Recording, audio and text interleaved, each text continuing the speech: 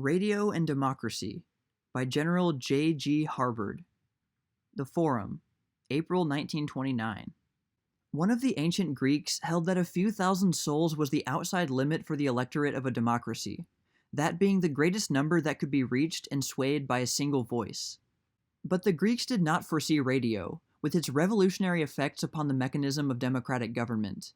They did not imagine that the day would come when spellbinders like Demosthenes would give way to a Herbert Hoover talking confidentially to a whole continent.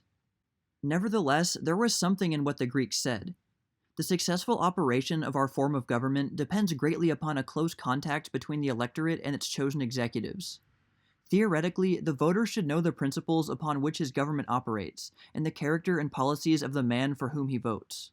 Actually, however, the relationship between the masses of the electorate and the executives of our government has been far from intimate.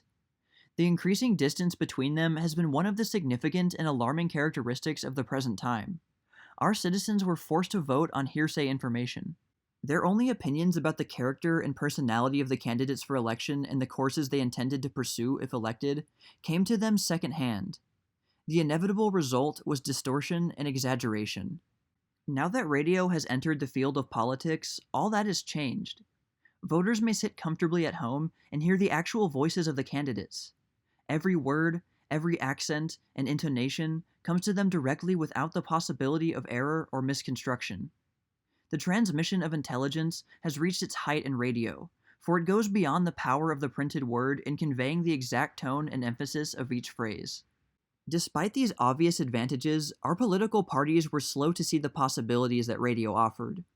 It is reported that at the beginning of the last presidential election, someone suggested to one of the national committees that they make use of radio in their campaigning. A prominent member of the committee replied, "We haven't time to monkey around with these novelties." Yet, before the campaign was over, the two candidates were addressing an audience estimated at between 30 and 40 millions in their radio speeches, and the national, state, and county campaign committees had spent about $2 million on broadcasting.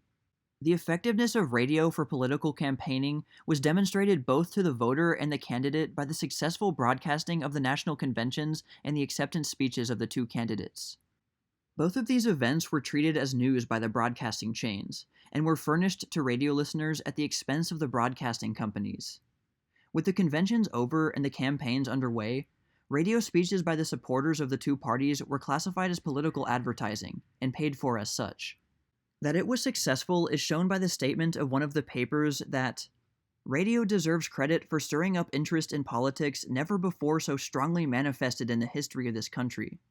It has revealed the characteristics of personality of the outstanding candidates intimately to the calm and calculating judgment of the millions of their constituents from coast to coast." This suggests another respect in which radio can perform a unique service to democratic government. The peril of democracies in all ages has been the demagogue. The devices of the orator, the mystery of personal magnetism, the gift of leadership, and the contagion of mob feeling have swayed the crowd in all times. Apparently, it is one of the instincts of human beings when they come together to place themselves under the authority of a chief. The multitude always listens to the strong-willed man who knows how to impose himself upon it. The audience in such cases does no reasoning. Its conclusions may bear no relation whatever to the merits of the issue. Carried along by mob enthusiasm, it merely follows the leader. One change that has been brought about by radio is the elimination of mob feeling from political audiences. The magnetism of the orator cools when transmitted through the microphone. The impassioned gesture is wasted upon it. The purple period fades before it. The flashing eye meets in it no answering glance. Though he may be one of 30 millions, each individual in the audience becomes a solitary listener in the privacy of his own home. He is free from the contagion of the crowd, and only the logic of the issue which the orator presents can move him. The New York Times commented upon this effect of radio in the last campaign. "Radio has come into its own," it said, "over the doubts, and in some cases despite the vehement protests, of the older school of politicians in both parties. For them, the great public meeting, with its parades, bands, red fire, and crowd enthusiasm, has been the high point of a national campaign. The spellbinder, gesticulating, pounding, striding up and down, stirred to frenzy by the applause of his audience, has been regarded as the great vote-getter.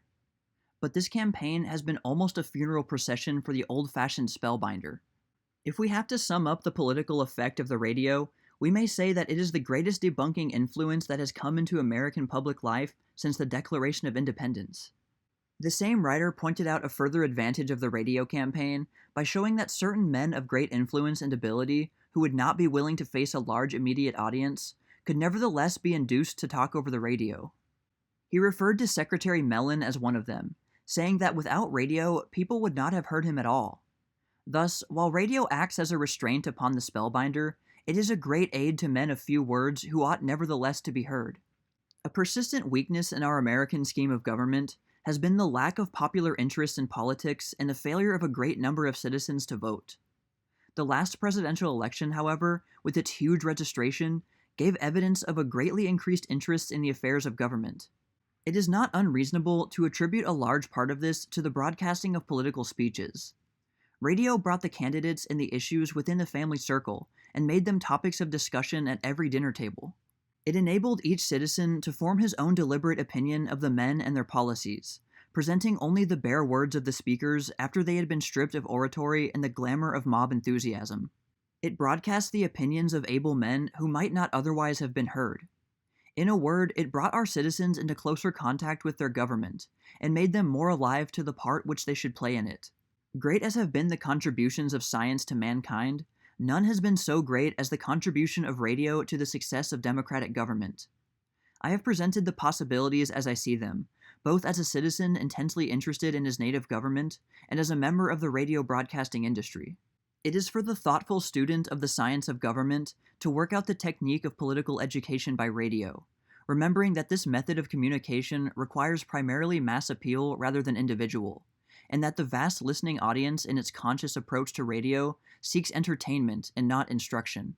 In view of what radio has done for government, it can no longer be waved aside as a novelty, a box of tricks, or, as Mr. Woodford prefers, an advertising agency.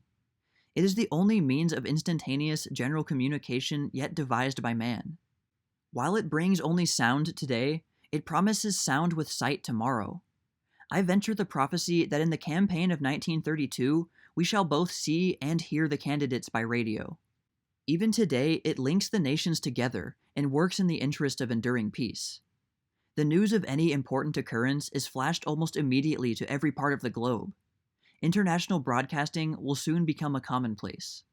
Old and new civilizations will throb together in the same intellectual appeal and the same artistic emotions. The thought currents of all humanity will mingle, their flow no longer impeded by dividing oceans. Meanwhile, in days of great danger to our country, if unhappily they should come again, radio will make it possible for our president to appeal in his own voice to our millions, personally rallying them to the support of our nation. If the future of our democracy depends upon the intelligence and cooperation of its citizens, radio may contribute to its success more than any other single influence.